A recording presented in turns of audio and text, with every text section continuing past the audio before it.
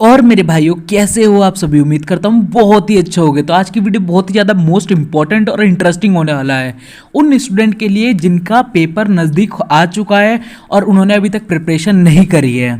और मैं यहाँ पे सिर्फ पेपर की बात नहीं कर रहा, यहाँ पे किसी भी एग्जाम को ले लो आप, कोई सा भी एग्जाम, आप कोई सा भी एग्जाम देने जा रहे हो तो आप 7 दिन में प्रिपरेशन कैसे अपनी कंप्लीट कर सकते हो। आप ऐसा क्या करोगे जिसकी वजह से आपका 7 डेज में प्रिपरेशन कंप्लीट हो जाएगी, आपका एजुकेशन पूरी नेक्स्ट लेवल पे पहुंच जाएगी। आपका पूरा जो याद कर रहे हो, जो चीज़ें मैं आपको बताऊंगा वो चीज़ें आप बिल्कुल फॉलो करना, तभी जाके आप समझ पाओगे और आप प्रिपरेशन कंप्लीट कर पाओगे, अपना सिलेबस पूरा कंप्लीट कर पाओगे 7 डेज के अंदर।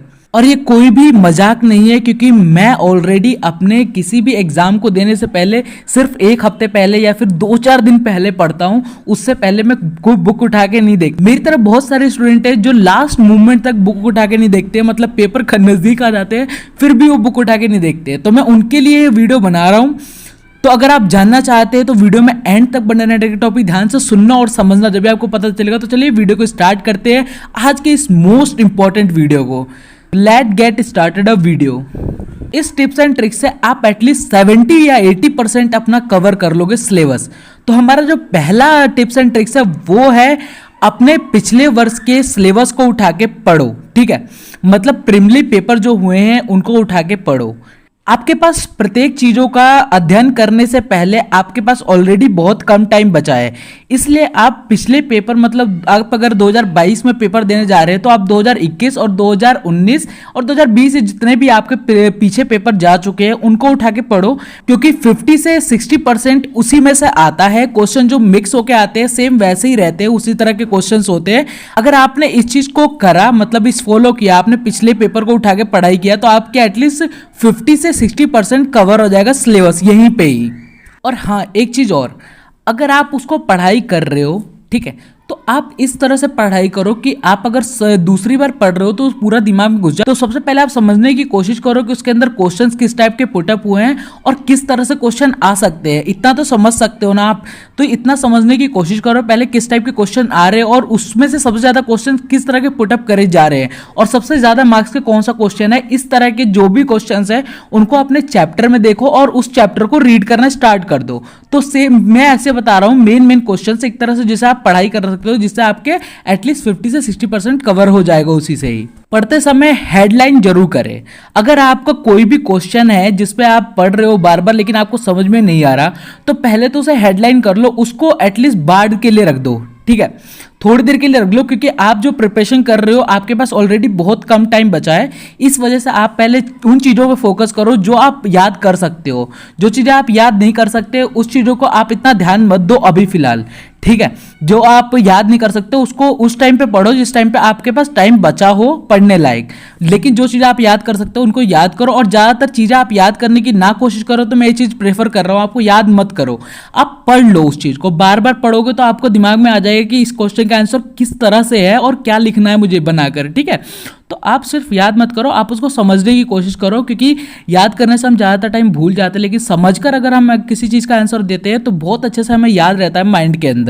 अब आते हैं अपने नेक्स्ट ट्रिप की तरफ, वो है कि ज़रूरत के हिसाब से पढ़ाई करो। ठीक है, जैसे आपको लगता है कि आपके लिए मोबाइल चलाना बहुत ही ज़्यादा मोस्ट इंपॉर्टेंट हो चुका है, और अगर आप लैपटॉप चलाना चाहते हो तो लैपटॉप भी चलाना बहुत ज़्यादा मोस्ट इंपॉर्टेंट हो गया स्टूडेंट के लिए, क्योंकि वो अगर बीच में नहीं चलाएंगे तो मतलब चलाते हैं, जरूरी है। ठीक है, तो अब मैं आपको बताता हूँ कुछ ऐसी चीज़ें, जैसे मान के चलो कि एक टाइम टेबल बना लो।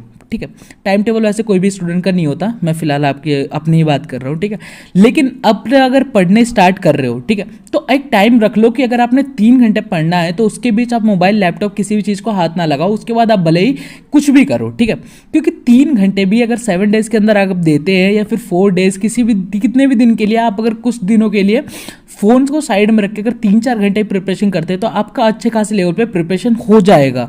ठीक है, इस चीज़ को ध्यान में रखना, क्योंकि अगर आपने बीच में अगर मोबाइल उठा लिया तो आपने जो क्वेश्चन याद कर रहे हो, जो क्वेश्चन पढ़ रहे हो, वो ऑलरेडी थोड़ी देर बाद भूल जाओगे। तो दैट्स वाई मैं प्रेफर करूँगा कि आप अगर पढ़ने स्टार्ट कर रहे हो तो आप एटलीस्ट लास्ट तक पढ़ो, 3 से 4 घंटे तक। उसके अलावा एक्स्ट्रा पढ़ने की जरूरत नहीं है। मैं ये नहीं कह रहा कि आप पूरे दिन पढ़ो, आप 3 से 4 घंटे पढ़ो। ये सब चीज़ें साइड में रख दो, बिकॉज फोकस एक ही चीज़ पे होना चाहिए आपका, जिसे हम कह सकते हैं दृढ़ संकल्प।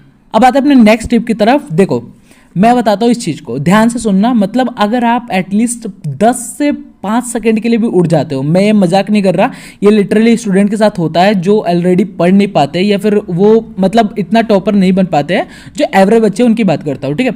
अगर वो 10 सेकंड के लिए भी उठ जाएंगे ना किसी भी काम करने के लिए, तो उनका माइंड डाइवर्ट हो जाएगा किसी और चीज़ में। वो 10 सेकंड के अंदर ही, किसी और चीज़ की बात नहीं कर रहा मैं, 10 सेकंड के अंदर ही उनका माइंड डाइवर्ट हो जाएगा पढ़ाई से। अगर आप पढ़ना स्टार्ट कर रहे हो तो एटलीस्ट 3 से 4 घंटे रखो, जो कि प्रॉपरली आपको मैं बता रहा हूँ। आपको जिस चीज़ की नीड है, जिस चीज़ की ज़रूरत है, वो चीज़ें आप पहले ही अपने पास रखो, ठीक है। और अगर कोई भी आपको परेशान करने वाला व्यक्ति हो सकता है घर में, तो उसको पहले ही मना कर दो। फिर 3 से 4 घंटे आराम से प्रिपरेशन करो। तो आपको एटलीस्ट फोकस रखना है। आप अगर 10 सेकंड के लिए भी हट जाते हो तो आपका माइंड डाइवर्ट हो जाएगा और आपका थिंकिंग चेंज हो जाएगा पढ़ाई से रिलेटेड लेकर। अब नेक्स्ट पे आते हैं कि कभी भी आप अगर पढ़ने बैठते हो तो सबसे पहले लेट के मत पढ़ो। ये बहुत मेन इंपॉर्टेंट टॉपिक मैं आपको बता रहा हूँ। लेट के कभी मत पढ़ना, क्योंकि नींद बहुत ज़्यादा आती है और बहुत जल्दी आती है। इससे आपका माइंड बहुत ही ज़्यादा जल्दी डाइवर्ट होता है और बहुत ही ज़्यादा थिंकिंग चेंज हो जाती है। अगर हमने एटलीस्ट लेट के पढ़ रहे तो बस बोरिंग सी फीलिंग आती है पढ़ने में। अगर आप बैठ के किसी चेयर पे पढ़ रहे हो तो आपका एटलीस्ट प्रेफर कर रहे हो, वो बेस्ट थिंग है। अगर आप पढ़ रहे हो किसी भी चेयर पे बैठकर पढ़ने से बहुत जल्दी याद होता है और बहुत ही जल्दी माइंड डाइवर्ट नहीं होता हमारा, एक तरह से कंट्रोल रहता है हमारे अंडर में। अब आते हैं थोड़ी तैयारी को लेकर बात करते हैं। ये तो होगी कुछ ऐसी बातें जो हमें जानना जरूरी था, ठीक है, क्योंकि कुछ एवरेज बच्चे गलतियां करते हैं ये वाले, और करते ही हैं, मैं गारंटी दे रहा हूँ इस चीज़ की, वो करते हैं। ये गलतियां बहुत ही ज़्यादा लोग करते हैं, लड़के भी करते हैं, जो नहीं करना चाहिए। अब हम बात कर ले कुछ प्रिपरेशन को रिलेटेड लेके, ठीक है। मैंने तो कुछ चीज़ें आपको बता ही दी है और आपको स्टार्टिंग मैंने 2-3 टिप्स बता दिए थे, और उसके बाद मैंने आपको ये चीज़ें बता दी कि क्या क्या नहीं करना। अब क्या करना है उस पर थोड़ा सा फोकस डालते हैं। मैंने फर्स्ट पॉइंट आपको बता दिया था कि आपको एटलीस्ट प्रिपरेशन कैसे करनी है, आपको नोट्स कैसे बनाने हैं, आपको हेडलाइंस कैसे रखनी है। अब हम बात कर ले कि अगर उससे भी एडवांस हमें प्रिपरेशन करनी है तो क्या करें। देखो भाई, मैं बताता हूँ, कोई भी सभी आपका सब्जेक्ट है उसे आप सर्च करो यूट्यूब पे, ठीक है। उसके आगे लिख दो मेन इंपॉर्टेंट क्वेश्चंस।